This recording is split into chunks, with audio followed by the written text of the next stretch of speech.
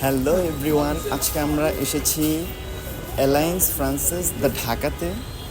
এখানে একটা এক্সিবিশন হচ্ছে, এটা হচ্ছে 20তম এক্সিবিশন আরহামুল হক চৌধুরী দ্বারা অনুষ্ঠিত হচ্ছে। তো আমরা ভিতরে গিয়ে দেখি যে আমরা কী কী দেখতে পাই।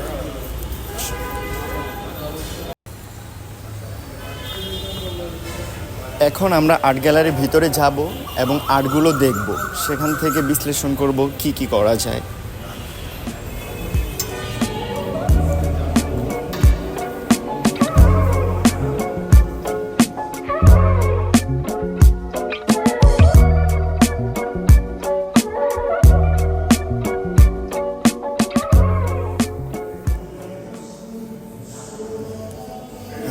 এখানে দর্শক দেখতেছেন যে আর্টগুলা, আর এখানে ওয়ালে কালো করে লেখা আছে দলিলের দৃশ্যপট। তো দলিলের দৃশ্যপটটা কি জিনিস এটা আমরা এখন দেখব, যে আর্টগুলার ভিতরে আর্ট। এখানে একটা দলিলের উপরে একটা পুতুল আঁকা আছে, যে কিছু একটা আমি দেখতে পাচ্ছি যে আঁকা আছে, আর এখানে হচ্ছে কলের পুতুল লেখা। তো এই কলের পুতুল যে অক্ষরগুলা, এই অক্ষর দিয়েই এই মানে পুতুলটা আঁকা, আর এই একটা দলিলের উপরে আঁকা। তো এই জন্য হচ্ছে দলিলের দৃশ্যপট। আর এই দলিলগুলো হচ্ছে প্রায় 70-80 বছর আগের দলিল। আর তাছাড়া আমার মনে হয় আরও পুরনো হতে পারে। যতটুকু আমি জানতে পেরেছি যে বাংলাদেশ, পাকিস্তান, ইন্ডিয়া যখন একসাথে ছিল, ভারতবর্ষ ছিল, ইস্ট ইন্ডিয়া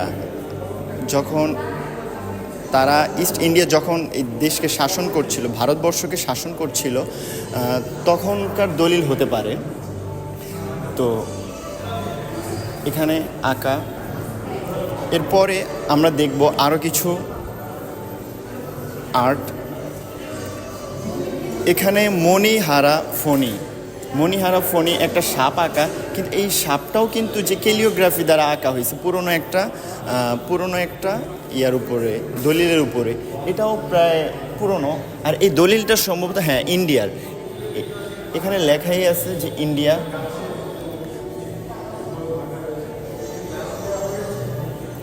এরপরের যে দলিলটা, যে আর্টটা, এই আর্টে যে দলিলটা ব্যবহার করা হয়েছে এটা ছিঁড়ে গেছে, মানে ছিঁড়ানো মানে অনেক পুরনো একটা দলিল। জানি না যে আর্ট করেছে তিনি কোথা থেকে এগুলো সংগ্রহ করেছে। মনে হচ্ছে যে অনেক স্ট্রাগল করে বা অনেক পুরনো জিনিস খুঁজে বের করা, তার জন্য অনেক কষ্ট হয়েছে।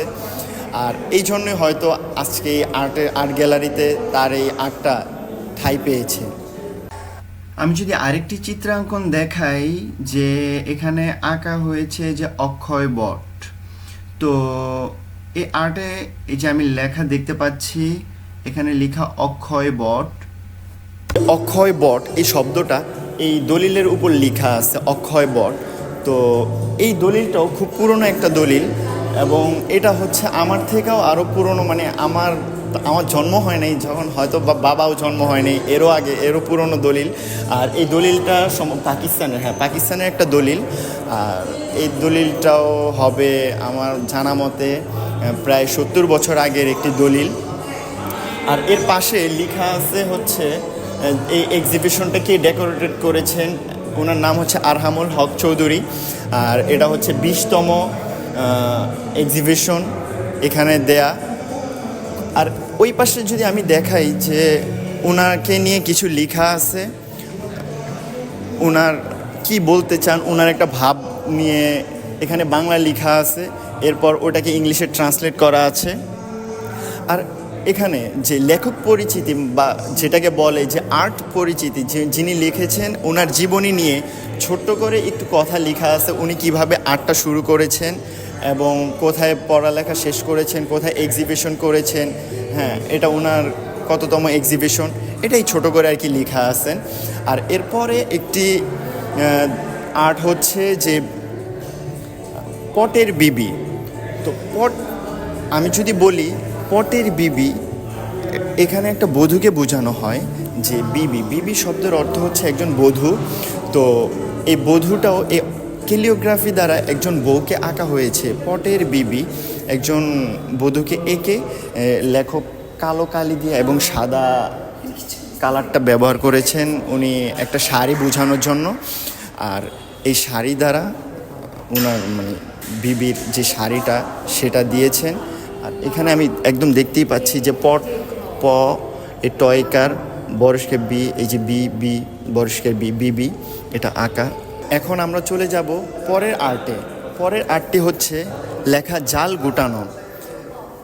আর্টিস্ট যিনি, উনি যে আর্টটা এঁকেছেন ওইখানে একদম অক্ষর দিয়ে যে জাল গুটানো যে শব্দগুলো দিয়ে একটি জাল এঁকেছেন এবং এই অক্ষরগুলো দিয়েই মানে উনি এঁকেছেন একটি জাল এবং জালটা গুটানো, সেটাই উনি এই দলিলের উপর এঁকেছেন। এবং সেখানে বোঝাই যাচ্ছে যে ক্যালিওগ্রাফি দ্বারা কি করা যায়, ক্যালিওগ্রাফি দ্বারা এই আর্টগুলো করেছেন এবং সেটাকে ভিজুয়ালি উনি রূপ দিয়েছেন, সেটাই আমরা দেখেছি। আমি যখন আর্টিস্টের সাথে কথা বলেছি তখন আর্টিস্ট থেকে জেনেছি প্রত্যেকটা দলিল তিনি সংগ্রহ করার পিছনে এক একটি গল্প রয়েছেন এবং এই দলিলগুলো তো বাতিল এবং মানে পড়েছিলেন, সেখান থেকে তিনি নিয়ে এগুলোকে নতুন একটা প্রাণ দেওয়ার জন্য এই চিত্রগুলো তুলে ধরেছেন। এটাই ছিল আমার আর্ট এক্সিবিশনের অভিজ্ঞতা। দেখা হবে অন্য এক ভিডিওতে।